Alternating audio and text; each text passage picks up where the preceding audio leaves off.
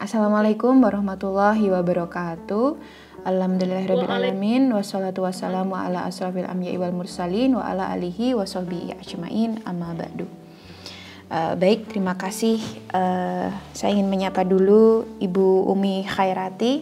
Apa kabar Ibu? Salam hormat. Kemudian ada Mbak Sumarni Susilawati, SSI, MSI, Ibu Ketum PW Sulawesi Selatan, Nasyiatul Aisyah. Kemudian juga ada Mbak Mutmainah selaku moderator.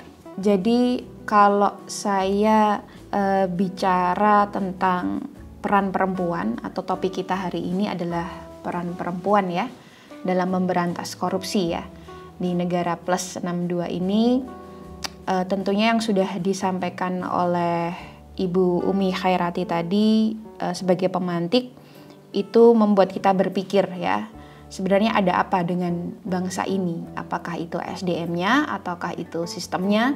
Mengingat kita ini juga sebenarnya 80% mayoritas adalah orang muslim ya, beragama Islam. Begitu. Nah, saya juga ingin menyapa juga sebelumnya kepada seluruh partisipan. Ini ada 48 partisipan ya. Dan nanti di akhir ada door prize dari saya, novel Malam-Malam Terang yang saya tulis bersama suami saya, Mas Ridho Rahmadi. Nanti saya akan ada 3 pertanyaan. Jadi the novel is based on my true story when I was a teenager. Nanti kalau 3 orang yang bisa menjawab ini, insya Allah akan saya beri buku novel Malam-Malam Terang secara gratis, insya Allah. Nanti kita kirim ke Sulawesi Selatan. Baik, kita mulai ya. Jadi ini sebuah kebanggaan juga buat saya bisa mengisi di acara ini, di acara NA yang sudah berumur 90 tahun ya, sejak berdiri tahun 1931 hingga sekarang 2021, 1931 sampai 2021, jadi udah 90 tahun berdiri. Dan sebagai persyarikatan yang isinya perempuan muda dan juga ibu-ibu milenial, perempuan milenial dan juga mungkin generasi Z, insya Allah ini menjadi wadah tentunya Nasyiatul Aisyah ini sebagai wadah kita untuk bisa berdikari dan juga bisa melawan kezaliman dan menegakkan keadilan bersama di bumi yang kita cintai ini, Indonesia. Nah, kalau kita melihat kondisi kita saat ini, mbak-mbak semuanya, kita lihat banyaknya kasus korupsi yang dipertontonkan ya secara jelas gitu di depan mata kita oleh para pejabat publik di negara ini. Dari kasus korupsi, kemudian IKTP, kemudian BLBI yang sampai sekarang tidak selesai-selesai, dan yang sekarang lagi heboh ada kasus Asabri, Asuransi Sosial Angkatan Bersenjata Republik Indonesia yang nilainya 23 triliun itu dikorupsi, kemudian kasus Jiwasraya, dan yang terakhir Bansos yang juga belum selesai sampai sekarang seperti apa nilainya. Kalau novel Baswedan, dia bilang itu nilainya bisa mencapai 100 triliun, bayangkan 100 triliun uang negara dikorupsi. Itu kalau dipakai untuk bangun sekolah, itu udah bisa dapat semua sekolah di Indonesia mungkin sudah terpenuhi fasilitasnya gitu ya. Jadi luar biasa apa ya, menyakitkan hati begitu.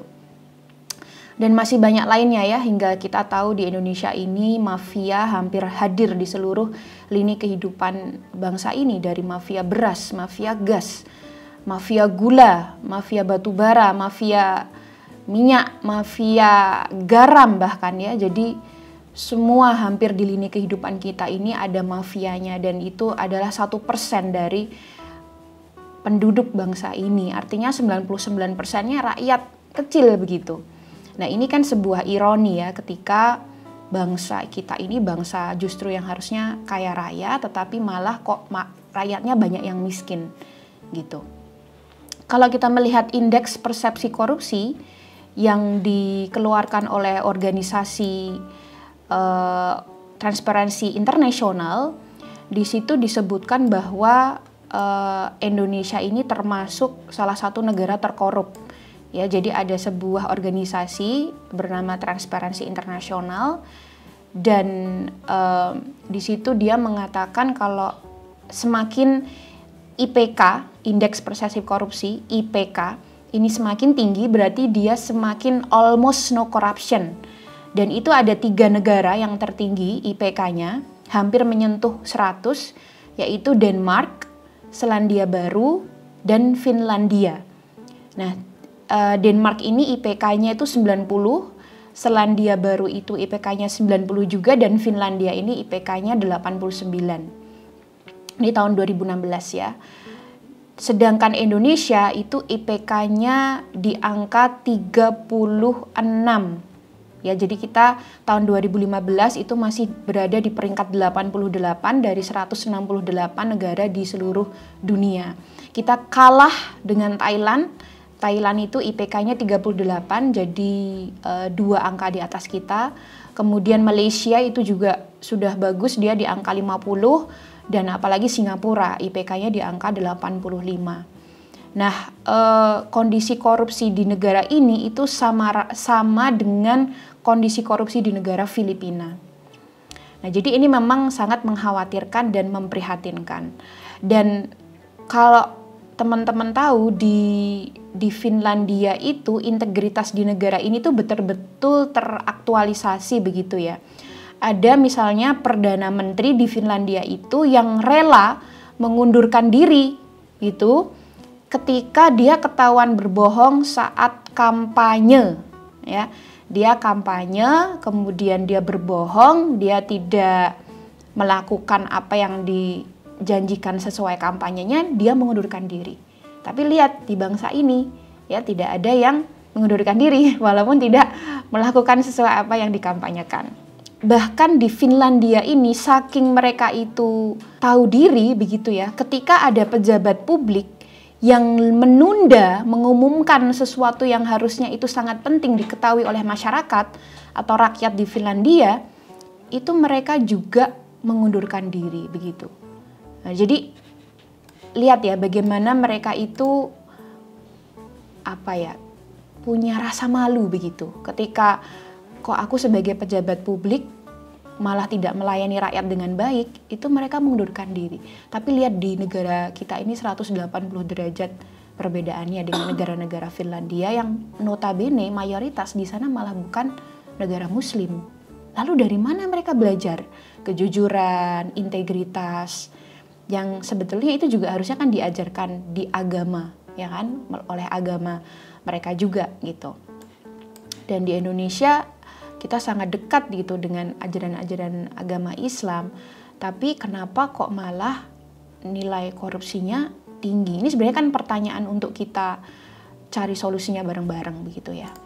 Nah, kalau saya boleh bilang, kita sebelum membenahi sistem ya, kalau kita kan perempuan ya, fitrahnya kita ini kan sebagai perempuan nanti akan menikah kemudian menjadi seorang ibu, ya kita akan di rumah. Nah, langkah terkecil yang bisa kita lakukan untuk mengurangi angka korupsi, seperti tadi kita tahu IPK kita di angka 36, bagaimana ya supaya IPK bangsa ini bisa naik gitu ya. Yaitu kita mulai dari peran kita sebagai perempuan, entah kita sebagai wanita atau kita sebagai single person, atau kita sebagai istri dan ibu. Nah, karena saya seorang ibu dengan 2 anak dan fokus saya di pendidikan, dengan sekolah yang kami pegang, ada ribuan murid di situ, memang concern saya di pendidikan.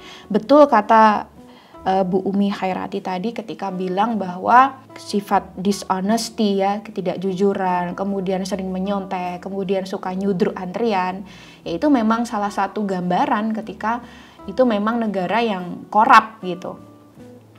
Saya pernah tinggal di Jepang itu 4 tahun dan saya tinggal di Belanda itu 3 tahun.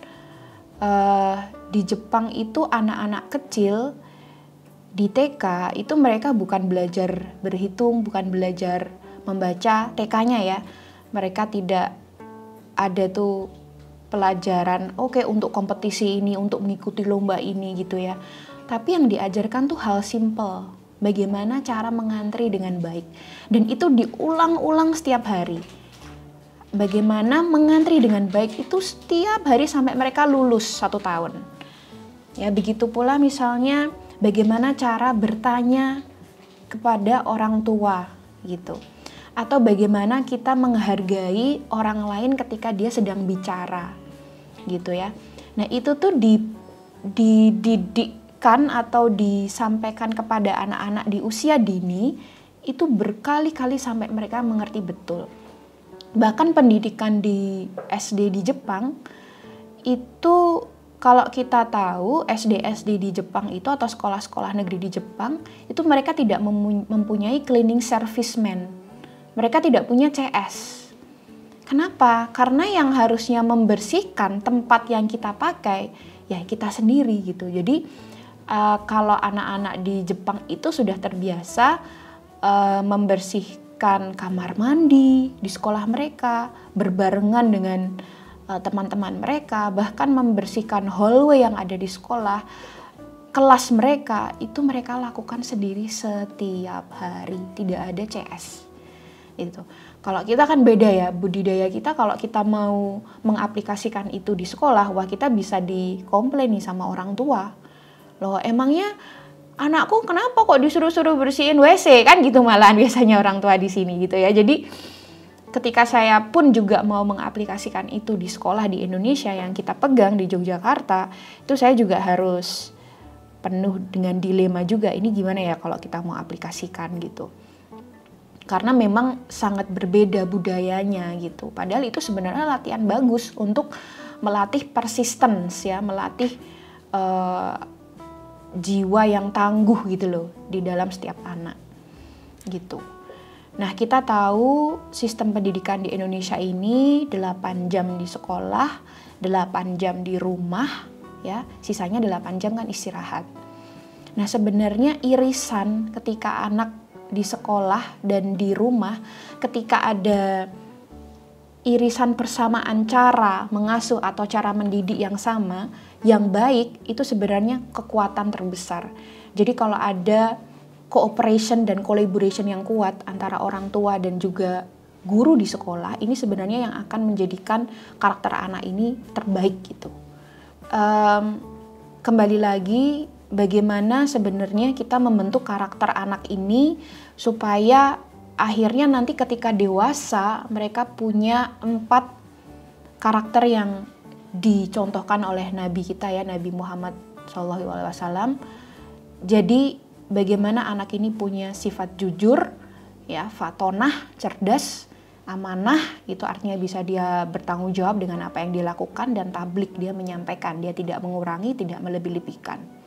Tapi juga bagaimana dia punya iman yang kuat dan juga berakidah. Sebenarnya kalau tujuan pendidikan kita itu nomor 1 ya, di luar ilmu-ilmu duniawi lainnya, sebenarnya ini yang akan menjadikan bangsa ini bangsa yang menang gitu di masa depan. Sebelum saya masuk lebih lanjut ya, saya akan berbicara dulu tentang peran ibu sebenarnya. Jadi kalau tadi Ibu Umi Hairati bilang bahwa keluarga itu adalah tameng ya, tameng dari korupsi, itu betul sekali. Karena ini adalah hal yang paling kecil yang bisa kita lakukan sebagai perempuan, sebagai ibu gitu. Nah, sebelum kita ngomongin tentang peran ibu yang akhirnya nanti bisa mengurangi atau mengurangi tingkat korupsi atau menaikkan tingkat IPK ini nanti, saya ingin berdiskusi dengan teman-teman. Ini ada pertanyaan buat teman-teman, simple aja. Pertanyaannya adalah, kalau Anda bisa memilih 3 kata, kalau Anda bisa memilih 3 kata untuk merepresentasikan siapa sosok ibu Anda, tolong Anda pilihkan dulu 3 kata itu. Kemudian nanti akan saya buka itu, mungkin dari Mbak siapa ini, dari Mbak moderator dulu deh. Silakan Mbak moderator dibuka mute-nya. Kalau buat Anda Mbak, 3 kata untuk sosok ibu Anda itu apa saja Mbak? Oke Mbak Tasnim, terima kasih banyak pertanyaannya. Sebenarnya juga agak malu ya karena ibu saya hadir di ruang virtual ini. Bapak saya juga hadir ini di ruang virtual ini. Assalamualaikum Ibu dan Bapak. Ini pertanyaan moderator ini pertanyaan narasumber ya untuk mempresentasikan. Malu loh Mbak Tasnim. Dijawab jujur aja. Ya, kata ya Mbak untuk mempresentasikan. Beliau bagi saya adalah ibu yang tangguh, mengasuh 7 orang anak. Itu kebanyakan kata-katanya. 3 kata. Tangguh. Terus? Tangguh. Kemudian beliau cerdas. Cerdas. Karena pendidik. Kemudian beliau orang yang ramah, friendly sekali. Oke. Kemudian jadi tadi tangguh, cerdas, dan ramah. Oke. Mungkin saya buka satu lagi. Maaf ini Mbak Tasnim karena didengar langsung sama ibu saya dan juga bapak saya di sini. Silakan. Iya, oke. Terima kasih Mbak Mutmainah. Kemudian saya buka Mbak Sumarni Susilawati selaku Ketua Umum. Apa Mbak? Tiga kata arti ibu bagi Anda. Oke, 3 kata ya yang menggambarkan ibu. Penyayang. Terus sederhana, kuat. Penyayang, kuat, dan sederhana, Mbak. Sederhana. Oke. Baik. Baik, jadi tadi 2 contoh ya. Kalau mungkin saya ditanya 3 kata tentang ibu saya, yang pertama berani, kemudian yang kedua inspiratif, dan yang ketiga itu mudah memaafkan. Pemaaf. Oke. Baik. Nah, biasanya apa yang Anda sampaikan ini itu akan ditiru oleh anak gitu ya. Jadi sikap ibu itu biasanya akan ditiru oleh anak. Jadi kalau misalnya Anda mau melihat karakter seseorang, itu lihat aja ibunya gitu. Misalnya nih anak kecil umurnya 5 tahun ya. Anda pengen tahu sebenarnya ini gimana sih anaknya ini karakternya. Kalau Anda kenal ibunya, ya biasanya anaknya nggak akan jauh-jauh dari sifat ibunya. Dan kalau kita ngomongin ibu itu sangat penting. Karena ada pepatah yang mengatakan ibu yang bahagia, keluarga juga bahagia. Keluarga yang bahagia, masyarakat bahagia. Masyarakat yang bahagia, suatu wilayah itu bahagia, dan wilayah yang bahagia itu provinsinya bahagia. Provinsinya bahagia, negaranya bahagia. Nah, pertanyaannya, are mothers in Indonesia happy generally? Apakah ibu-ibu di Indonesia ini kebanyakan happy atau enggak? Karena ini sebenarnya akan membentuk keluarganya itu nanti. Ya, menurut riset di University of Lincoln di United Kingdom sana, itu ada sebuah riset based on a longitudinal study. Mereka mengumpulkan 13.000 suami istri dengan anak yang lahir tahun 2000 dan 2001. Dan mereka melihat seberapa bahagia sih anak mereka di usia 9 bulan gitu. Dan mereka kembali lagi, 13.000 pasangan ini ditemuin lagi dengan anaknya waktu itu sudah usia 13 tahun. Jadi ada selisih 12 tahun. Ketika mereka tidak ditemuin gitu ya. Kemudian ditemuin di usia 13 tahun bersama orang tuanya, dan ada 4 pertanyaan ini yang terjawab. Apakah orang tua ini bahagia? Apakah mereka masih bersama? Ataukah mereka sudah divorce? Apakah mereka dekat dengan anak mereka? Dan apakah anak mereka memiliki gangguan kesehatan mental? Pertanyaan ini dicari tahu gitu loh setelah 12 tahun ini. Dan ternyata keempat jawaban dari pertanyaan ini lebih banyak sekali pengaruhnya dari seberapa bahagia kondisi si ibu. Ibu yang bahagia pengaruhnya itu 2 kali lebih besar apakah suami dan istri nanti masih menikah. Kalau yang nggak bahagia ibunya biasanya cerai. Kebahagiaan ibu juga 2 kali lebih penting pengaruhnya. Yang kemudian apakah anak laki-laki mereka itu memiliki gangguan kesehatan mental atau tidak. Dan sedangkan untuk anak-anak yang perempuan yang memiliki gejala gangguan mental health itu hanya tergantung seberapa bahagia ibunya, tidak tergantung seberapa besar bahagia ayahnya.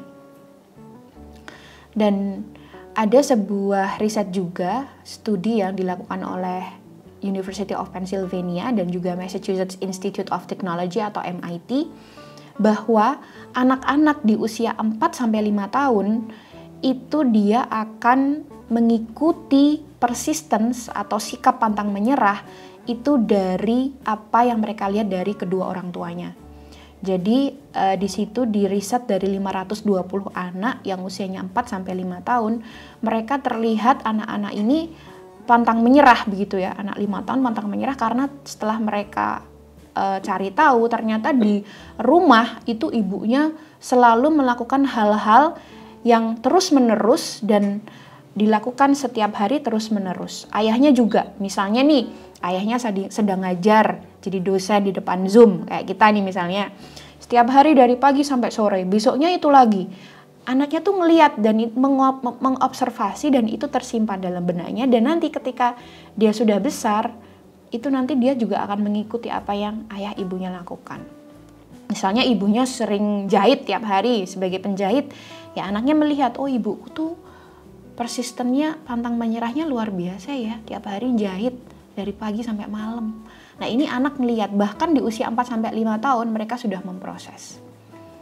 Nah jadi seorang ibu yang mengajarkan kepada anak-anaknya arti kerja keras, arti pantang menyerah, arti kesabaran, kejujuran, kesetiaan, maka anak-anaknya juga akan melakukan hal yang sama hingga nanti dia dewasa, hingga nanti dia berkeluarga, hingga nanti dia bekerja di sebuah lingkup masyarakat.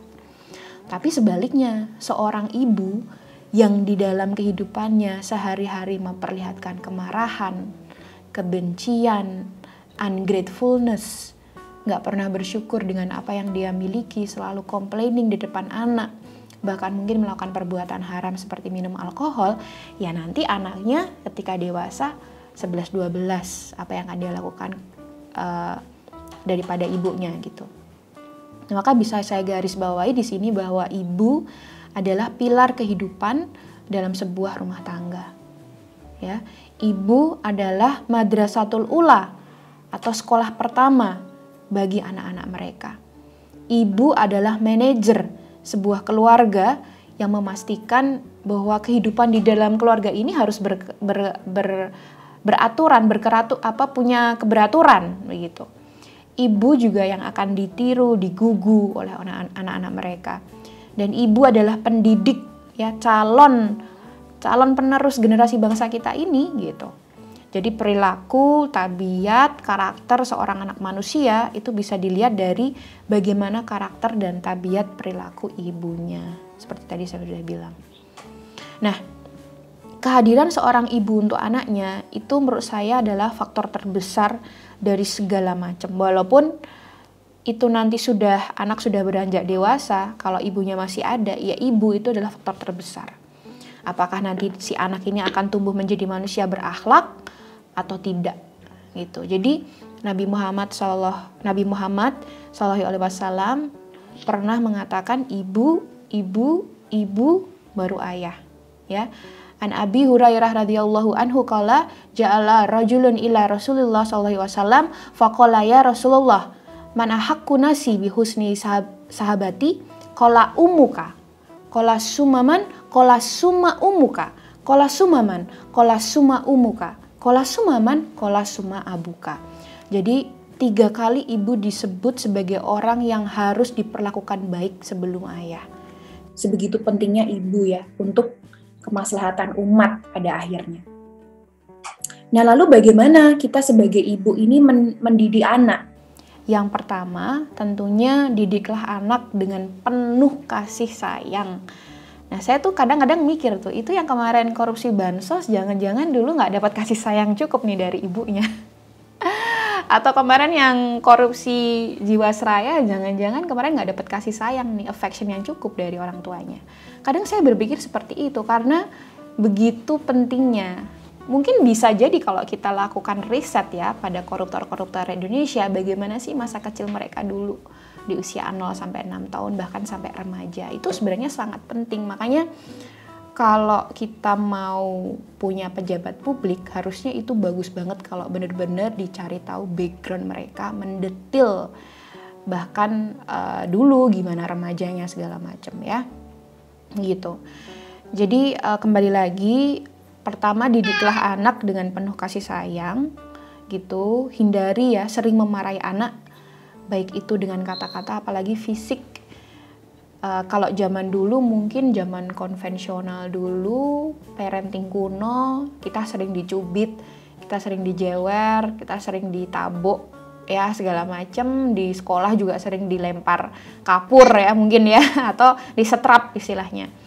Tapi harusnya zaman sekarang kalau kita tahu betapa bahayanya memarahi anak itu terhadap jiwa dan mental health issue-nya si anak di masa depan, harusnya itu udah nggak ada lagi di Indonesia. Tapi kita masih lihat kan di beberapa keluarga dan sekolah itu terjadi. Nah, jadi menunjukkan cintaan kita dan kasih sayang kita kepada mereka itu sangat penting. Peluk mereka, berikan mereka ciuman di kepala, ya, usap kepala mereka 3 kali seperti yang diajarkan oleh Nabi Muhammad SAW. Nah, jadi ini pentingnya seberapa besar kasih sayang diberikan kepada anak di masa seseorang itu tinggal. Terutama karena saya seorang Montessorian educator, saya selalu bilang pentingnya usia 0 sampai 6 tahun. 0 sampai 6 tahun tuh bukan diajarin kompetisi, bukan diajarin diajarin punishment gitu ya. Tapi gimana supaya anak ini tuh tadi sesimpel itu di Jepang. Mereka bisa terbiasa menghargai orang lain, menghargai diri sendiri, kemudian mendengarkan orang lain ketika berbicara, ya, mengantri, ya, mengembalikan sesuatu yang bukan milik mereka, kemudian minta pinjem dulu, kalau mau minjem harus tanya dulu dikasih izin atau enggak, kayak gitu-gitu. Itu tuh yang diajarin as simple as that gitu di usia 0 sampai 6 tahun. Karena di usia 0 sampai 6 tahun ini sebenarnya karakter seseorang tuh dibentuk. Bahkan Montessori itu pernah bilang kalau usia 0 sampai 6 tahun ini jauh lebih penting pembentukan karakternya dibandingkan ketika anak itu sudah masuk ke university atau sudah masuk ke kuliah. Zaman dia kuliah, udah itu karakter udah nggak bisa berubah. Dia sudah berteman dengan orang, karakternya dia udah jadi, ibaratnya batunya udah keras banget ini gitu. Tapi kalau waktu usia 0 sampai 6 tahun, itu sebenarnya yang kita bentuk karakternya di usia itu. Karena itu tersimpan dan terpatri. Si karakter itu tersimpan, terpatri seumur hidup mereka. Jadi kalau menurut teori brain development ya atau perkembangan otak pada manusia, ini saya mau lihatkan share screen sebentar. Nah, ini bisa dilihat di sini. Ini adalah otak manusia di usia 0 sampai 6 tahun. Enrichment changes the structure of the brain.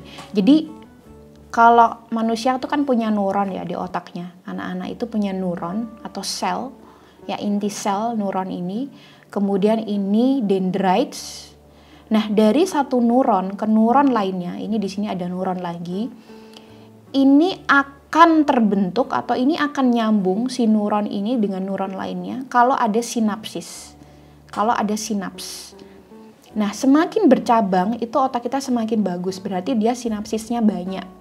Nah, gimana supaya anak itu punya sinapsis yang banyak, supaya dari neuron ke neuron ini lagi ketemu, itu dengan stimulasi yang baik, stimulasi yang banyak, stimulasi yang sesuai pada usianya 0 sampai 6 tahun. Nah, ini kita lihat di sini otak manusia usia 0 sampai 6 tahun ketika tidak pernah distimulasi, ketika dia hanya dikasih gadget, ketika dia dibiarkan sama mbaknya, nggak dikasih aktivitas apapun. Sedangkan ini anak perkembangan otaknya enrich neuron ketika dia distimulasi dengan aktivitas-aktivitas yang banyak. Begitu pula tadi ketika dia belajar cara mengantri, ketika dia belajar cara meminjam, mendengarkan orang lain, ya ini otaknya ini berkembang. Ya. Nah, ini semakin nanti dia banyak stimulasinya, ini dia akan semakin penuh ya sinapsisnya. Begitu. Jadi ini pentingnya kita sebenarnya tidak boleh gampangin usia 0 sampai 6 tahun. Begitu. Di sini anak akan menyerap informasi, menyerap pengalaman apapun yang dilihat, dia dengar, dia sentuh, dia raba, dia rasakan gitu ya. Dia cium, itu semuanya akan tertransfer informasi itu ke otak. Dan kalau di usia 0 sampai 6 tahun ini, dia tidak pernah mendapatkan belayan, tidak pernah mendapatkan kasih sayang, tidak pernah mendapatkan pujian, tidak pernah dikasih tahu, oh kalau kayak gini nih nggak baik ya nak, ini nggak sopan misalnya, ya ini nggak boleh karena ini aurat misalnya kayak gitu, ya suatu saat ketika dia dewasa dia juga akan gampangin gitu. Dan takutnya juga kalau anak-anak yang nggak pernah dikasih kasih sayang, karena tadi kita masih ngomongin soal kasih sayang ya, itu anak-anak usia 0-6 tahun yang nggak pernah dapat kasih sayang dari orang tuanya, ketika dewasa dia akan mencari, ya dia akan haus kasih sayang itu gitu. Jadi ada sebuah penelitian di tahun 84, dia seorang dokter anak pediatrician namanya Luther Holt, dia menyebutkan dalam bukunya, anak-anak bayi yang jarang diberikan sentuhan kasih sayang oleh orang tuanya atau caretakernya atau mbaknya gitu ya, dia akan memiliki probabilitas yang lebih tinggi untuk mengidap mental illness atau penyakit jiwa. Ya seperti depresi, ya, anxiety, bahkan bisa mencapai ke violence. Violence itu juga bisa bentuknya corruption, ya, gitu. Dan beliau meneliti, menemukan hasil bahwa hugging atau pelukan, saya pernah menyampaikan ini Mbak di YouTube saya, bahwa pentingnya affection itu, apakah itu belayan atau pelukan atau ya kita tepuk-tepuk atau elus-elus kepalanya, itu ternyata memberikan efek yang luar biasa, sebuah bonding ya yang akan dirasakan oleh si anak. Jadi ada kata yang bilang kalau an apple a day keeps a doctor away, kalau saya bilang a hug a day keeps a doctor away. Jadi satu hari satu pelukan kita berikan kepada anak itu bisa merubah hidup mereka. Jadi hugging ini disebut dengan istilah life changing exercise yang sebenarnya hanya membutuhkan waktu 30 detik aja ya. Karena kenapa sih ini tuh penting banget? Karena ada hormon yang dikeluarkan ketika anak itu kita peluk, ya. Hormon itu dinamakan dengan hormon feel good hormon. Jadi ada serotonin, dopamin dan kalau nggak salah oksitosin ya, gitu. Jadi si serotonin dan dopamin ini tuh dia bikin anak itu jadi ngerasa kayak bahagia, ngerasa kayak oh aku tuh disayang, oh aku tuh diperhatikan kayak gitu, dibandingin kalau kita cuman dengan kata-kata saja gitu ya. Jadi peluklah anak Anda itu 10 detik setiap hari, itu akan mengurangi kelelahan anak Anda. Kalau 20 detik anak Anda memeluk Anda atau Anda memeluk anak Anda, itu yang keluar itu oksitosin. Kemudian kalau yang 30 detik Anda itu memeluk anak Anda, itu Anda akan mendapatkan seluruh benefit ya, sampai yang namanya insomnia itu bisa hilang gitu karena pelukan kepada anak. Bahkan ada juga yang bilang, si riset ini mengatakan semakin banyak kita peluk anak kita, itu mengurangi kerutan di wajah kita sebagai orang tua. Nah makanya kita cek tuh kerutan kita banyak nggak. Kalau kerutan wajah kita banyak, jangan-jangan kita kurang nih peluk ibu kita, atau kita kurang peluk anak kita, atau kita kurang peluk pasangan kita. Ya, gitu. Nah ini ada satu video namanya still face experiment, di mana anak itu begitu menunggu-nunggu begitu ya, belayan dan juga kasih sayang ibu kepada dia. Jadi si still face experiment ini tuh dia membuktikan pentingnya ya kasih sayang lewat gesture, lewat expression. Itu di usia 0-6 tahun. Kita lihat ya. Jadi si ibu ini tuh diminta datang ke ruangan membawa anaknya usianya 1 tahun, dan ibu itu diminta untuk ngobrol sama anaknya, bercanda gitu ya sama si anak 1 tahun ini. Nah, anaknya happy dong diajakin bercanda, walaupun kan belum bisa ngomong ya, masih babbling. Terus si ibunya disuruh pull her face away, seperti itu, kemudian balik lagi, dan si ibu itu dikasih tahu sama saintisnya, tolong jangan ngapa-ngapain, pokoknya wajah kamu wajah yang still face, yang kayak gini. walaupun anak kamu ngajak kamu ngomong atau tarik-tarik tangan kamu still face.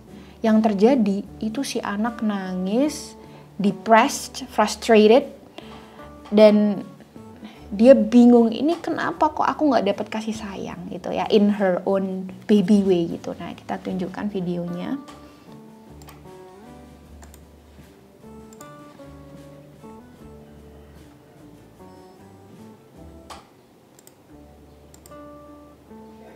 Babies this young are extreme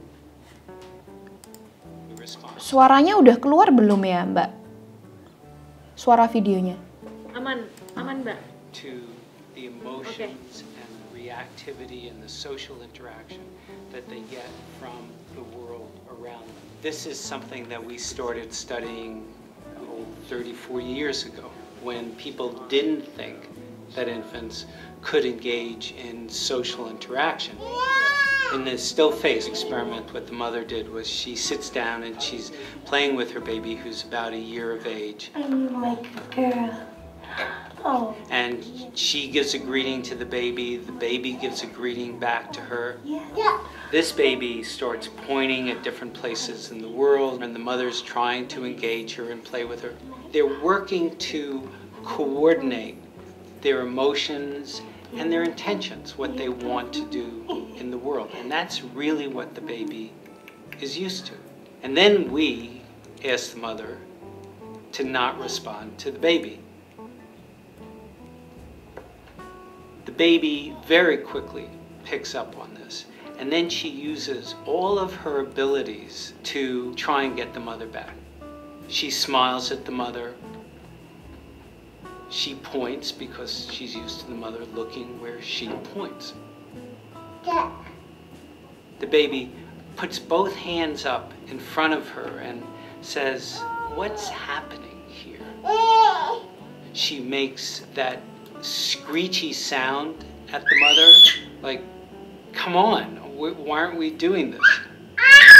Even in this 2 minutes when they don't get the normal reaction, they react with negative emotions, they turn away, they feel the stress of it. They actually may lose control of their posture because of the stress that they're experiencing. Okay. I'm here. And what do you do? Oh, yes. Oh, what a big girl. It's a little like the good, the Oke, jadi semuanya happy ya tadi ketika akhirnya ibunya ngomong. Kalau nggak tadi deg-degan, aduh gimana sih, kasihan banget anaknya. Jadi begitu, anak itu betul-betul mereka butuh kasih sayang, dan itu benar-benar akan tersimpan dan terpatri sampai hidupnya nanti besar. Jadi 0 sampai 6 tahun itu bukan, ini golden age bener, ini bukan main-main gitu. Nah, bahkan riset itu mengatakan semakin kita lebih sering ngajak ngomong si anak, itu nanti daya learning dia itu akan jauh lebih baik begitu, karena dia memiliki yang namanya language reception kan. Si otak itu kan dia menerima kata-kata yang disampaikan oleh orang tuanya kepada dia. Dan semakin banyak kita ngajak ngobrol, itu si daya learning si anak ini nanti untuk membaca ketika nanti dia grade 3 di SD itu akan sangat-sangat terpakai, dan itu akan sangat terpakai ketika nanti dia dewasa. Begitu. Karena sebuah riset juga mengatakan bahwa ini penemuan dari Dr. Brenda Fitzgerald. Dia bilang kalau di anak-anak usia 36 bulan yang dididik oleh orang tua yang lulusan college, dia akan mengajarkan kepada babynya atau mengajak ngobrol babynya itu sampai babynya bisa belajar 1.200 kata di usia 3 tahun, 36 bulan. Kalau anak-anak yang dari working class parents, mereka biasanya hanya belajar 600 kata di usia 36 bulan. Kalau anak-anak di bawah working class parents yang biasa disebut dengan welfare parents, mereka hanya belajar 200 kata di usia 36 bulan. Dan yang terjadi Saya akan share screen-nya.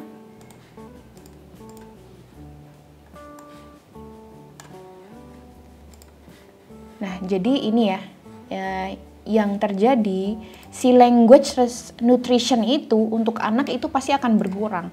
Untuk anak-anak yang hanya mendapatkan 200 kata di usia 36 bulan, itu language nutrition dia ketika nanti dia mau SD atau sampai ke university itu sangat berpengaruh sekali. Ini kita ngomongin kecerdasan ya, kognitif ya gitu.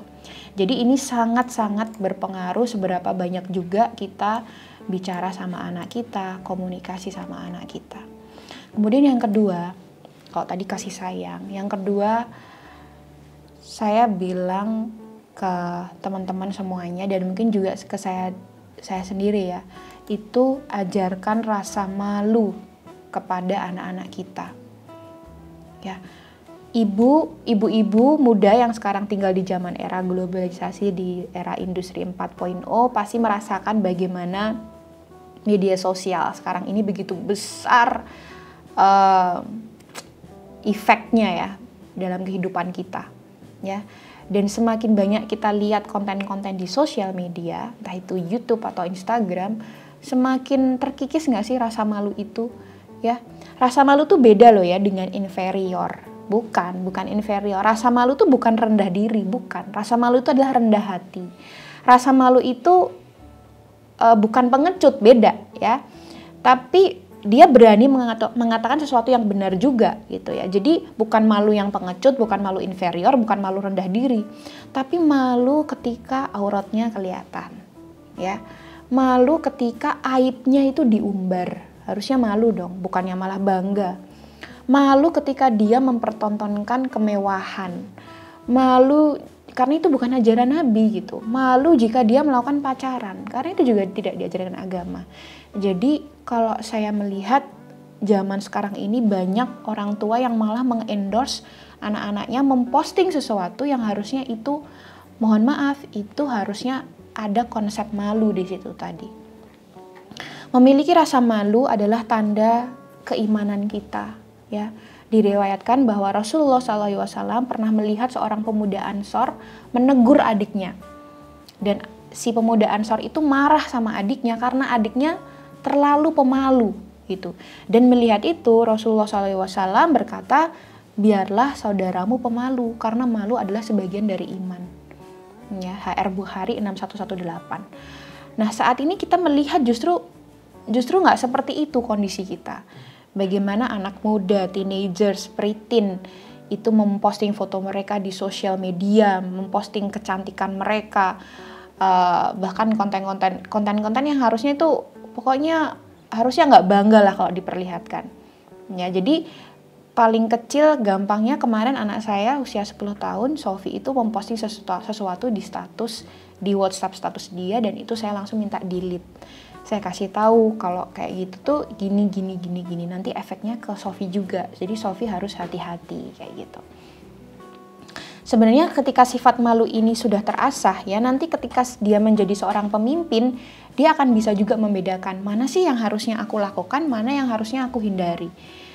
Jadi misal nanti dia jadi pemimpin atau entah itu karyawan atau staf di sebuah perusahaan, dia nggak akan korupsi karena dia malu. Aduh, nanti kalau aku melakukan kesalahan, namaku bisa jatuh, keluargaku jadi korban. Nah, itu kan harusnya dia tersimpan ya di otak dia, oh, aku nanti gini, aku gini gitu kan. Tapi kalau di awal dia udah nggak punya urat malu gitu ya dia akan melakukan itu dengan bangga malah gitu. Nah, yang saya juga prihatin, saya pernah lihat itu salah satu pemimpin, dia gubernur di salah satu provinsi gitu, dia justru bangga dan gak punya rasa malu ketika dia bilang, iya saya nonton pornografi. Kenapa saya gak harus nonton pornografi? Saya kan sudah beristri. Udahlah, kita gak usah naif, semua orang nonton pornografi. Dan saya ketika melihat itu, ini tuh pemimpin loh. Dia, apa yang dia sampaikan itu akan ditiru oleh penduduk di wilayah itu begitu ya. Dan sayangnya video ini ditonton sampai ratusan ribu viewers. Jadi sungguh-sungguh sangat it's very pathetic gitu loh. buat saya untuk memiliki pemimpin yang seperti itu. Karena dia tadi tidak punya apa? Urat rasa malu itu tadi. Nah, yang ketiga, tadi pertama berikan kasih sayang yang luar biasa kepada anak. Yang kedua tadi ajarkan rasa malu, bukan inferior, bukan rendah diri ya, merasa malu. Karena itu juga yang diajarkan oleh Nabi. Kemudian yang ketiga, kita harus selalu selektif ya kepada anak kita yang beranjak dewasa untuk memilih, untuk selektif memilih teman. Jadi diriwayatkan dari Abu Hurairah radhiyallahu anhu, Rasulullah SAW bersabda, seseorang itu perangainya tergantung perangai temannya. Maka lihatlah ketika kalian memilih kawan. Jadi misalnya saya lihat Mbak Mutmainah, saya bisa lihat karakter Mbak Mutmainah ini sebenarnya dari teman-temannya aja. Dari teman-teman di NA. Nah ini udah jelas organisasi ini berasaskan Islam, dan jelas juga teman-teman di NA baik-baik semua. Nah biasanya ya Mbak Mutmainah baik juga gitu. Nah Ibnu Mas'ud radhiyallahu anhu berkata, jika ingin menilai seseorang, nilailah dari siapa kawan-kawannya. Sebab seseorang biasanya akan memilih kawan yang serupa dengannya. Nah kalau nggak serupa dia nggak akan close gitu ya. Kemudian Rasulullah SAW bersabda juga, sesungguhnya perumpamaan teman yang baik dan teman yang buruk itu adalah seperti seseorang yang berteman dengan penjual kasturi atau parfum dan seorang penempa besi. Kalau penjual parfum, temannya itu seperti penjual parfum, walaupun kita nggak beli parfumnya, tapi wanginya akan nempel di badan kita, ya nggak? Tapi kalau temannya seperti seorang penempa besi, kita mungkin nggak pegang-pegang besinya juga, tapi kita terkena bau tidak sedap dari besi itu juga, gitu ya. Jadi misalnya tadi saya bilang pertemanan itu sangat-sangat penting untuk selektif, itu nanti juga sampai dia mahasiswa, sampai dia besar, kalau kita masih bisa mengingatkan, misalnya dia temenan, punya temen track recordnya nggak baik, track record dia misalnya korupsi gitu ya, atau makan uang rakyat gitu, ya kita ingetin juga jangan deket-deket dengan dia, karena takutnya nanti kalau kita berteman dengan orang yang seperti itu, kita jadi terjerumus juga, begitu. Dan saya selalu ingat bahwa ketika tadi kita sudah ajarkan semua itu, insya Allah diikutin dengan nomor 4 ini, yaitu hargailah anak dan jangan sedikit-sedikit marah, ya. Harus sabar, ya, benar-benar harus sabar ketika kita mendidik anak-anak kita. Karena marah-marah itu sangat fatal untuk pertumbuhan anak kita, gitu. Dalam sebuah jurnal, beberapa jurnal disebutkan ada beberapa hal yang fatal ketika kita itu menghina atau kita marah-marahi anak kita dengan kata-kata yang kurang baik. Misalnya ini paling gampang ya, misalnya anak numpain minuman, ya, anak numpain minuman di meja. Nah kata-kata kita nggak hati-hati, kita sampai bilang, kamu ini anak ini gini-gini gitu. Itu beneran ya, itu si anak akan jadi rendah diri. Nggak cuman itu, dia akan mencari pelampiasan keluar karena dia tidak bisa membalas ibunya, ya.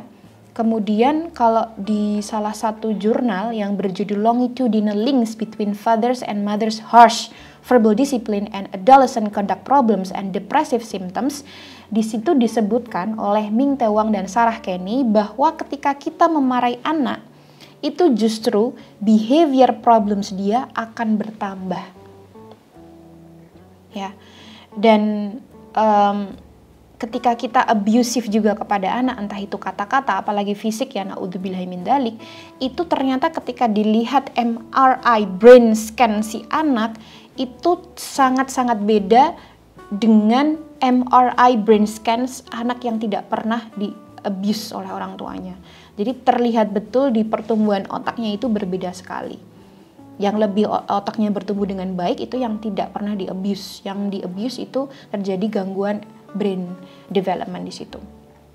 Ya, jadi anak bisa depresi, anak bahkan bisa mengalami gangguan kesehatan fisik secara long term, bahkan chronic pain seperti back problem, kemudian headache, kemudian anak memiliki neck problem, gangguan leher dan segala macam ya. Itu sebenarnya karena tadi mungkin anak keseringan dimarahin atau di abuse ya oleh orang tuanya. Jadi istilahnya tuh toxic parent gitu.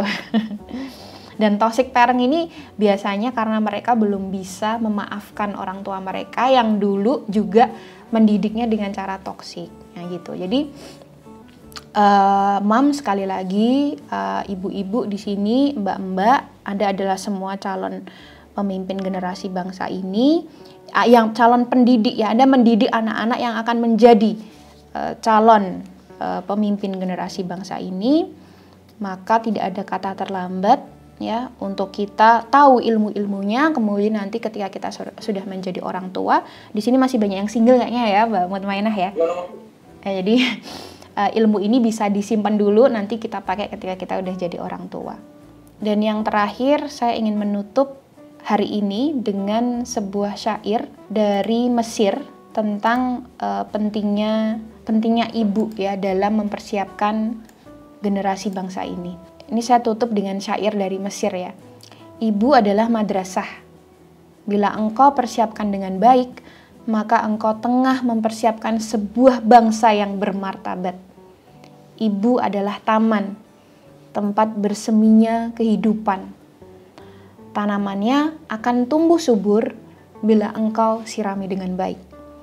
Dan ibu adalah maha guru yang pertama, jasanya kan tetap abadi membentang di cakrawala. Wabillahi taufiq wal hidayah. Wassalamualaikum warahmatullahi wabarakatuh. Oke, silahkan kalau ada teman-teman yang ingin bertanya. Ya, ada Hilda Hafid, saudara Hilda Hafid. Ini sudah ada 3 ya. Ada saudara Hilda Hafid, kemudian ada Mbak Farah Bahtiar, dan ada Mbak Dila Farhani Nurrahman. Oke, untuk pertama, ya saya persilahkan dulu ke Mbak Hilda Hafid. Silahkan Mbak.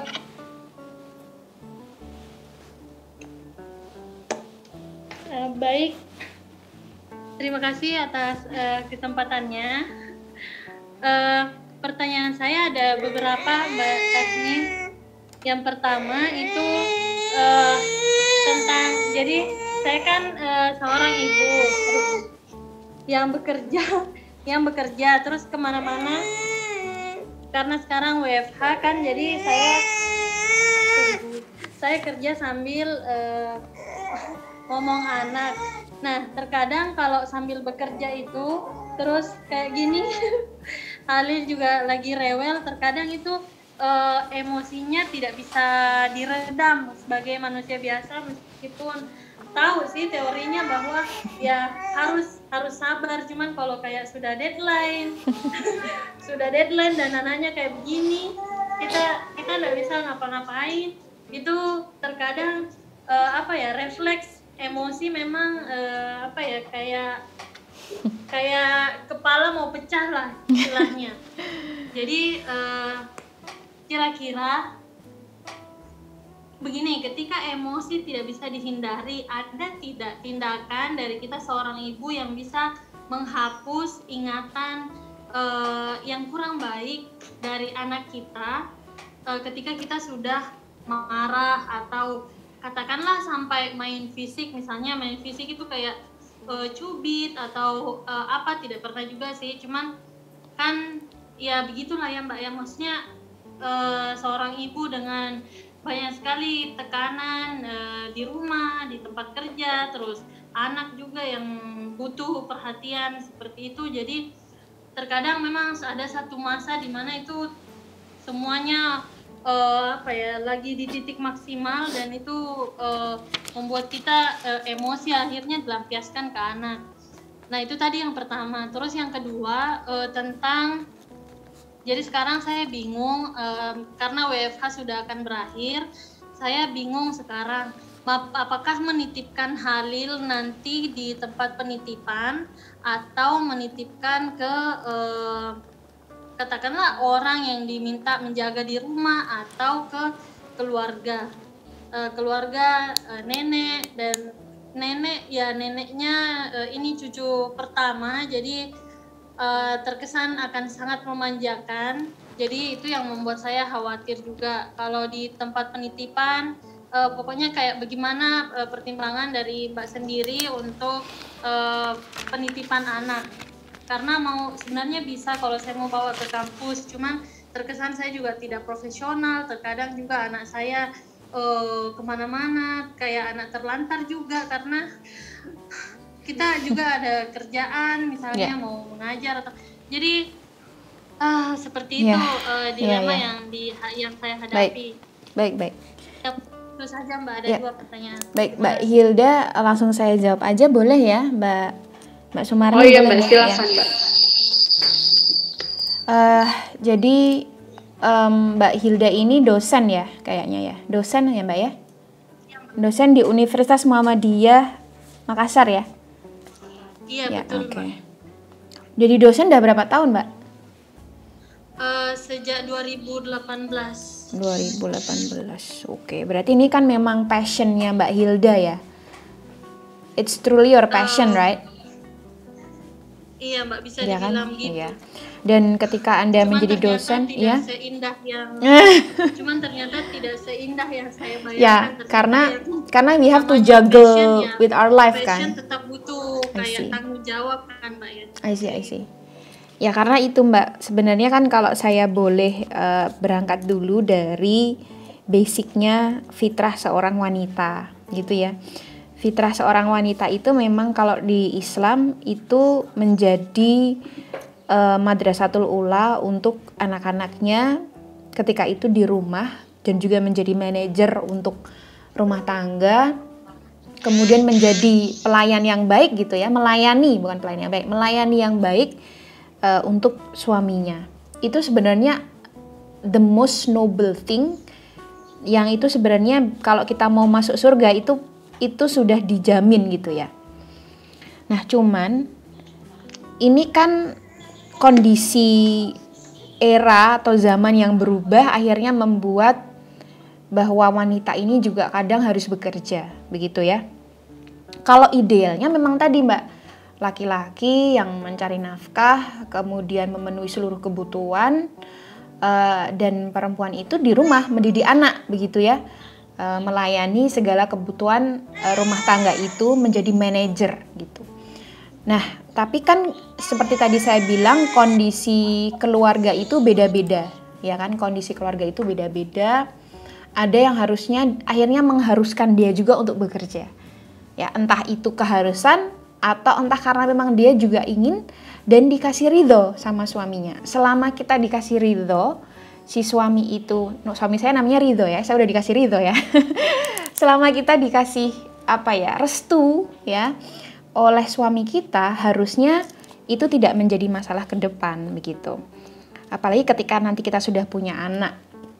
Nah, ketika kita sudah punya anak, kita masih tetap harus juggle with the work that we are doing gitu, masih harus juga menyiapkan makanan di rumah, kemudian pulang kantor jam 5 sore kita masih harus nyiapin makan malam segala macam.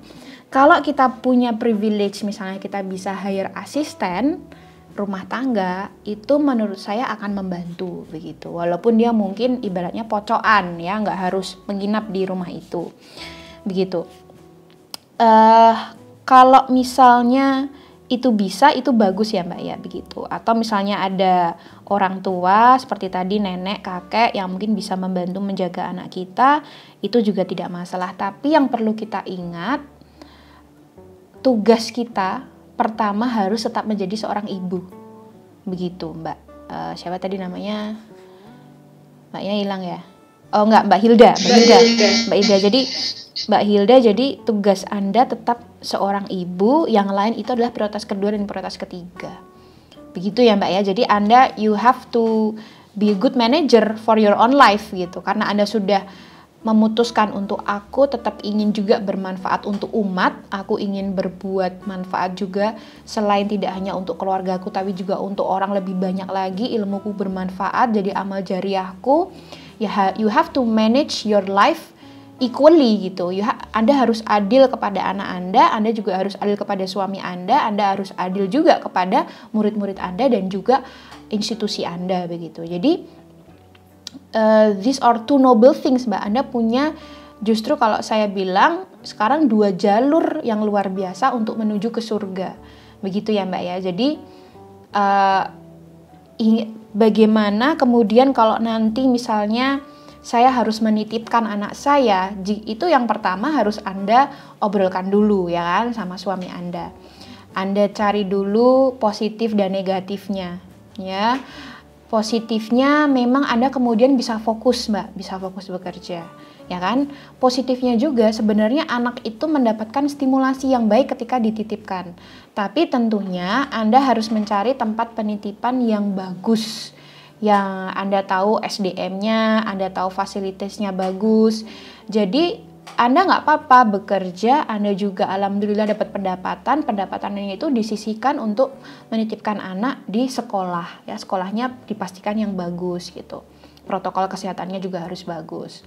Dibandingkan kalau menurut saya misalnya ini hanya diserahkan ke babysitter di rumah, yang babysitter itu tidak kita bekali ilmu, tidak tahu harus ngapain, akhirnya cuma dikasih gadget gitu kan, kasihan nanti malah anaknya gitu.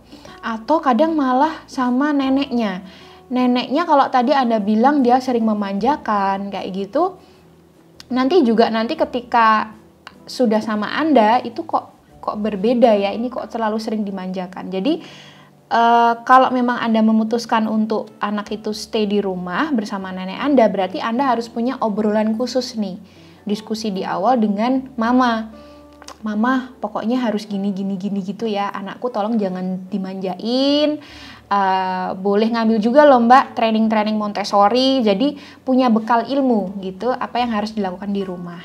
Karena sebenarnya ketika anak itu diberikan aktivitas yang baik dan stimulatif, sebenarnya ya bagus juga kok di rumah ya, asal kita punya ilmunya dan kita aplikasikan betul-betul.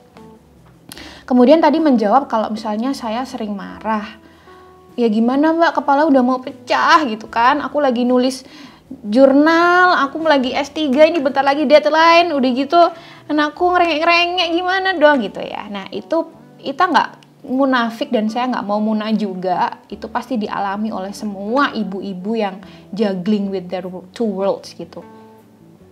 Nah itu yang pertama bisa kita lakukan Mbak, itu yang diajarkan Nabi kan langsung ya, ambil wudhu, langsung Mbak ambil wudhu, kalau perlu 2 rakaat sholat gitu.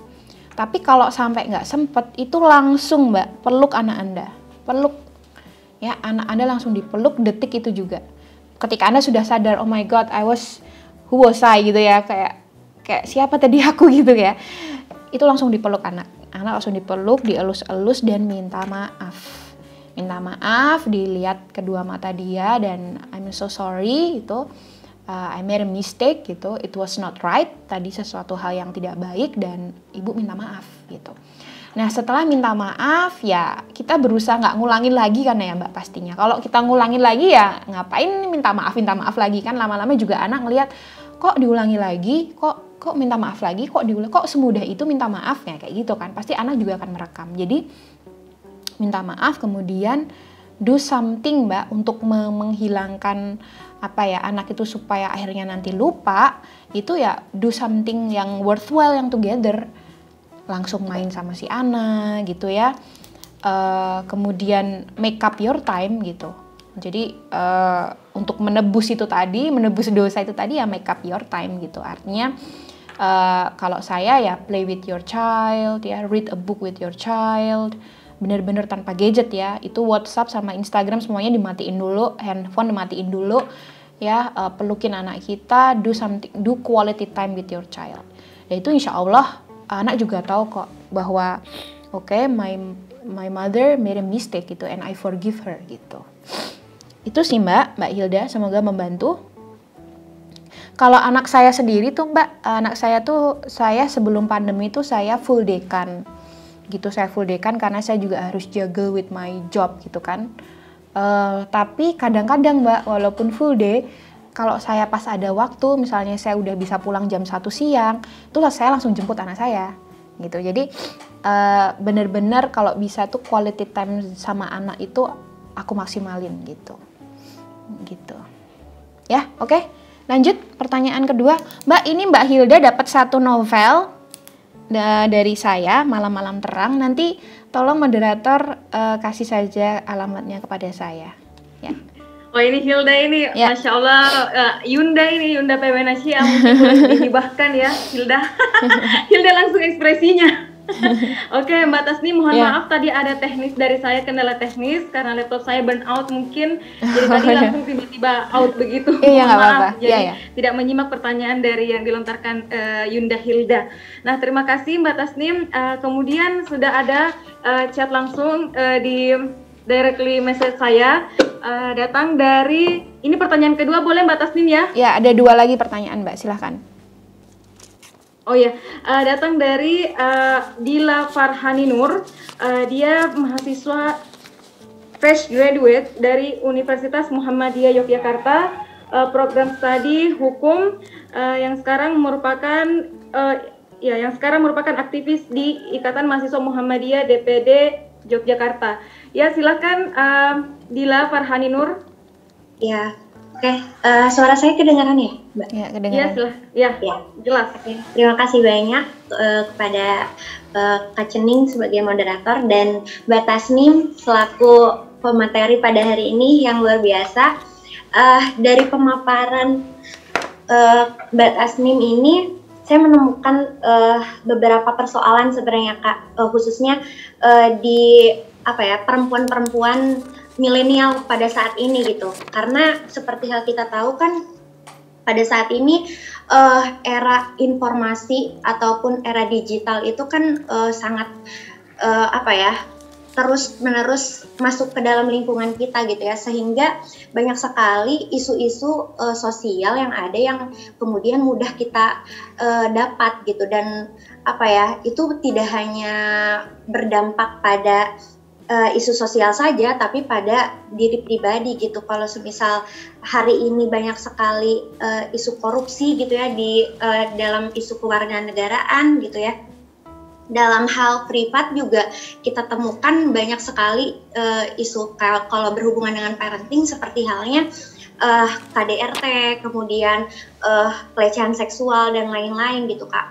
Nah, banyak juga kemudian dari beberapa yang saya temukan dari persoalan-persoalan yang ada ini menyebabkan teman-teman milenial ini malah memilih dan tidak memilih untuk tidak mempercayai institusi pernikahan gitu, karena untuk menghindari hal-hal yang memang menyebabkan isu-isu sosial yang ada, seperti halnya tadi yang saya sebutkan, menghindari KDRT ataupun pola asuh terhadap anak yang kurang maksimal seperti itu. Malah teman-teman muda saat ini tuh memilih untuk tidak menikah gitu, tidak meyakini institusi pernikahan.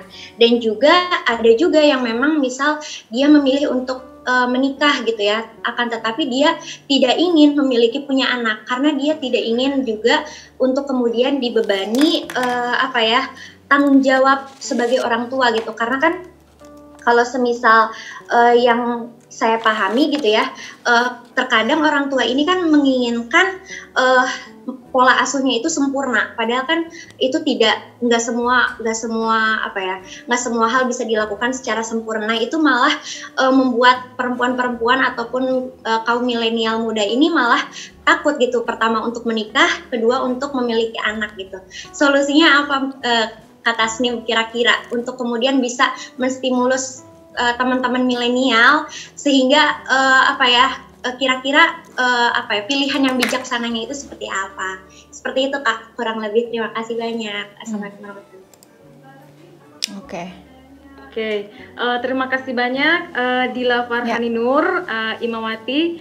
Mbak Tasnim, apakah boleh rangkaiannya pertanyaannya selanjutnya atau langsung dijawab? Langsung saya jawab aja. Temannya. Langsung saya jawab aja. Ya? Iya. Oke, iya Mbak Tasnim tadi sangat ya lucu juga karena milenial yang takut menikah seperti itu. Nah, dia seperti Fadila tadi menguraikan isu sosial yang disampaikan tadi. Kemudian bagaimana juga sebagai seorang milenial ini bisa bertanggung jawab penuh ketika nanti membangun dan membina rumah tangga. Terima kasih Mbak Tasnim, kami persilahkan. Ya, jadi mungkin itu juga yang saya alami ya Mbak ya. Dulu waktu saya masih muda, lulus kuliah, pengennya kerja gitu. Pengennya kerja, pokoknya jadi wanita karir, menikah itu buat saya nanti aja deh gitu. Tapi bukan karena ketakutan kalau nanti KDRT seperti itu ya. Bukan, tapi memang karena saya waktu itu pas zamannya masih muda ya pengen aja pokoknya berkarir dulu gitu ya. Tapi ya nggak tahu ya, malah Allah akhirnya memberikan jalan ini. Saya nikah muda Mbak, usia 22. Saya menikah usia 22. Muda sekali ya kalau zaman sekarang ya. Gitu. Nah, sebenarnya yang kita harus sampaikan itu kepada teman-teman milenial itu belajarlah agama ya. Kalau saya bilang itu jadi jangan terlalu banyak nonton drakor gitu ya. Tapi sehari sekali usahakan tuh lihat aja kajian-kajian yang ada di YouTube kan sekarang juga udah banyak ya. Misalnya manfaat menikah atau mengapa menikah itu menjadi penyempurna setengah agama kita misalnya. Jadi ketika kita sudah menikah itu kan kita juga sebenarnya menyempurnakan agama. Ini sudah tahu belum teman-teman kita milenial ini, adik-adik kita ini. Kemudian bahwa dia nanti kalau menikah itu tahu nggak sih kalau setiap manusia tuh punya yang namanya syahwat ya, hawa nafsu. Dan ketika kita menikah itu yang tadinya zina itu jadi halal. Nah kayak gitu. Jadi ini sebenarnya menghindari yang namanya perzinaan juga. Nah itu sebenarnya dua hal yang mungkin bisa disampaikan kepada anak-anak milenial. Dan kalau misalnya nanti dia itu bisa merubah persepsi mereka ya tentang menikah ya begitu. Dan disampaikan juga tadi yang saya sampaikan bahwa menjadi seorang istri, menjadi seorang ibu itu sebuah nobel ya, sebuah hal yang sangat mulia, yang memang itu nanti kalau kita bisa melakukan dengan sebaik-baiknya itu janji Allah itu adalah surga untuk kita. Nilainya itu seperti berjihad juga gitu. Nah jihad kita itu ya itu mendidik anak-anak kita dan juga menjadi istri yang baik. Itu adalah cara jihad kita juga sebagai perempuan. Nah itu, jadi semoga itu bisa membantu Mbak. Jadi kurangi nonton drakornya ya. Biasanya karena memang bener sih kalau kita terlalu banyak nonton film barat atau kalau zaman sekarang tuh film barat sudah tergeser sama drakor ya. Lagu-lagu barat sekarang juga sudah tergeser sama K-pop gitu ya. Kita kan pasti melihat Mbak budaya mereka. I wanna be like them gitu kan pasti itu kan kita nggak usah muna aja, nggak usah menafikan itu juga bahwa itu pasti akan terekam oleh anak-anak muda zaman sekarang gitu kan. Bahkan banyak juga yang pengen punya suami orang Korea bahkan gitu gara-gara ya ini paling banyak juga nih yang di sini nih kayaknya gitu ya. Jadi ada pembicaraan yang lucu juga. Kemarin itu anak saya, Sofi itu kan usianya 10 tahun ya. Nah dia juga nanya ke saya, Ibu kalau besok aku nikah boleh gak sama orang Korea? Ini aku udah yang oke, ini ya aku kasih tahu pokoknya harus Islam, terus agamanya harus baik, harus bisa jadi imam yang baik. Gak apa-apa Korea mau dari manapun, pokoknya dia harus punya pegangan agama yang kuat, bisa menjadi imam yang kuat segala macam. Jadi itu saya ajak obrol juga, ajak diskusi juga tuh anak saya usia 10 tahun itu karena dia juga sudah mau puber kan kayak gitu. Jadi dari obrolan-obrolan ini itu sebenarnya yang anak tuh belajar dari kita gitu ya Mbak Dila. Semoga itu bisa membantu. Baik, pertanyaan Mbak Dila juga dapat satu novel Malam-Malam Terang. Insyaallah. Allahumma, alhamdulillah. Ini sesama Jogja aja nih Mbak ya. Iya, dekat aja. Pakai Gojek nanti. Oke, terima kasih Mbak Tasnim atas tanggapannya ke penanya kita. Intinya jangan terlalu banyak mengkonsumsi drakor dan kemudian Dila yang segar, yang kuat. Memang halau rintangan dalam keadaan sekarang ini terlalu banyak efek dari teknologi juga, media juga. Dan kemudian selanjutnya Mbak Tasnim, kami membuka lagi pertanyaan yang datang dari Ibu Farah Bahtiar. Ya silahkan Ibu dibuka mic-nya. Oh Mbak ya, kakak. Ya, beliau adalah dosen dari Universitas Islam Negeri UIN Alauddin. Kemudian berada di prodi pendidikan bahasa Inggris, Kak ya. Kakak Farah Bahtiar, kami persilahkan. Yes, terima kasih Kak Ina ya. Kak Cini. Saya bukan dari prodi bahasa Inggris, saya dari prodi hubungan internasional. Oh, Masya Allah, iya Kak. Terima kasih atas kesempatannya untuk saya bertanya. Pagi Mbak Tasnim. Ya, pagi. Ya, dulu saya pernah diajar sama Mas Hanafi waktu S2 di UGM. Jadi pernah ketemu juga. Baik, pertanyaan saya sebenarnya lebih krusial sih dibanding mungkin pertanyaan pertama dan kedua yang mungkin bicara lebih teknis. Kalau pertanyaan saya lebih ke Mbak Tasnim kan pernah ya pertanyaan asumsi-asumsi saya sampai sekarang gitu. Kenapa ya di negara maju yang sekuler gitu, yang tidak beragama, mereka malah punya budaya parenting yang bagus gitu, pola parenting yang bagus. Mereka juga kalau bicara tentang korupsi, mereka juga menurut indeks faktanya, realitanya mereka juga sangat jauh gitu dari tindakan-tindakan koruptif gitu.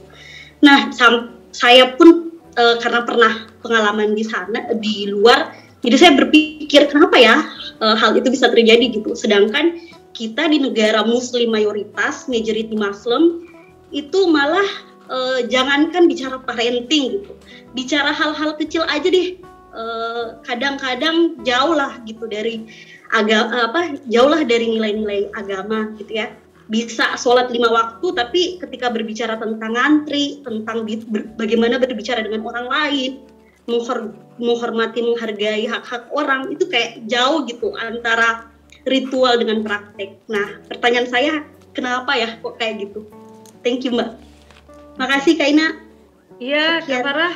Mbak Tasnim, sangat banyak sih sebenarnya ini pertanyaan yang ingin diajukan oleh teman-teman peserta, namun kami persilakan dulu agar supaya tadi hal yang disampaikan setelah isu yang disampaikan oleh Farah Bahtiar ini bisa tercover dulu kali Mbak Tasnim ya, tentang bagaimana memunculkan habit-habit yang sebenarnya di masyarakat Muslim sendiri itu teradaptasi dengan baik ketimbang bagaimana tadi disampaikan oleh pengalaman Kak Farah Bahtiar sendiri saat menuntut ilmu mungkin di luar, seperti itu Mbak Tasnim. Ya, jadi Mbak kalau saya boleh menyimpulkan gitu ya, saya juga kadang berpikir sama gitu, kapan ya Indonesia bisa jadi negara Muslim yang mendunia, yang karakter orangnya mungkin bisa mirip-mirip sama Turki gitu.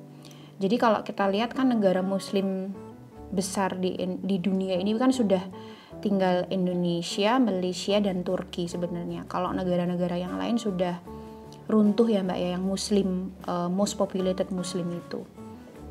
Nah, kalau kita lihat developed countries, negara maju itu ya memang hanya Turki yang Muslim most populated gitu. Sedangkan negara-negara maju lainnya justru memang bukan yang mayoritasnya orang Muslim. Kenapa? Saya juga kadang bertanya seperti itu pada diri saya sendiri. Nah, kalau saya boleh bilang Mbak, itu karena negara-negara yang parentingnya bagus, sistem pendidikannya bagus, itu mereka itu sudah ada waktu Mbak untuk memikirkan hal itu begitu loh. Karena apa? Karena mereka sudah nggak perlu lagi memikirkan tentang pendidikan, tentang biaya kesehatan, tentang biaya pendidikan yang begitu mahal. Mereka tidak memikirkan itu. Biaya-biaya yang harusnya di cover ya Mbak ya oleh negara, itu sudah di cover oleh negara. Ya, kalau saya tinggal di Jepang itu mereka sudah tidak berpikir lagi besok kalau saya sakit ini paling gampang ya Mbak ya, ini kalau besok saya sakit, gimana ya besok asuransi saya, aku harus habis berapa puluh juta ya, itu udah nggak mikir Mbak orang-orang di Jepang. Mereka sudah, ya itu sudah menjadi tanggung jawab negara, artinya mereka bisa fokus dengan personal life mereka, dengan anak-anak mereka, dengan kehidupan mereka. Sedangkan kita saja di Indonesia gitu ya, kita masih harus begitu menjerit-jerit ya, hanya untuk memikirkan kesehatan kita saja. Kemudian untuk pendidikan di Jepang semuanya gratis gitu kan. Dari TK, SD, SMP, SMA itu gratis. Bahkan di negara Denmark itu sampai mahasiswa itu dikasih uang saku. Mahasiswanya tuh dikasih uang saku gitu loh. Artinya mereka itu betul-betul dalam kehidupan mereka tuh mereka sudah tidak memikirkan hal-hal yang dasar. Sedangkan kita di Indonesia, kita masih harus memikirkan hal-hal yang dasar, apalagi sembako aja ini udah mau dikasih PPN, Mbak. Pendidikan mau dikasih PPN ini bentar lagi. Gitu. Jadi kalau kita ngelihat itu secara mendasar, itu mungkin bisa jadi masalah terbesar yang harusnya kita atasi kalau kita mau punya karakter anak yang atau karakter bangsa yang memang akhirnya nanti bisa mendunia seperti itu. Jadi dicukupi dulu ya kebutuhan basic manusia ini di negeri ini layaknya negeri-negeri maju lainnya yang malah mereka notabene mayoritas bukan muslim. Gitu, kayak dulu saya sesar Mbak di Belanda itu habisnya itu 150 juta Mbak.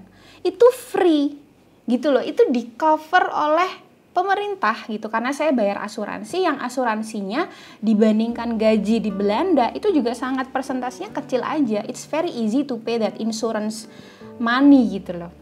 Nah, sedangkan di sini ya itu tadi Mbak, kita mau lahiran normal aja kita udah harus mikir 2 kali lipat. Jadi ada di dalam otak kita ini, otak bagian atas itu yang akhirnya jarang terpakai karena otak bagian bawahnya itu harus selalu berpikir terus.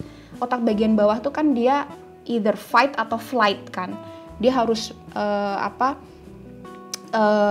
kalau ada masalah dia harus fight atau flight. Kalau otak paling atas ini kan dia mengacu pada thought ya, yang berhubungan dengan logis, thought, kemudian idea, creativity itu semuanya otak atas. Kemudian otak tengah itu emosional kita.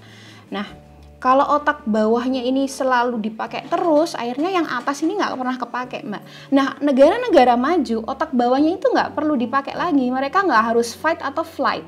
Mereka yang terpakai adalah idea, creativity, kemudian bagaimana mereka lebih baik dari hari sekarang, gitu.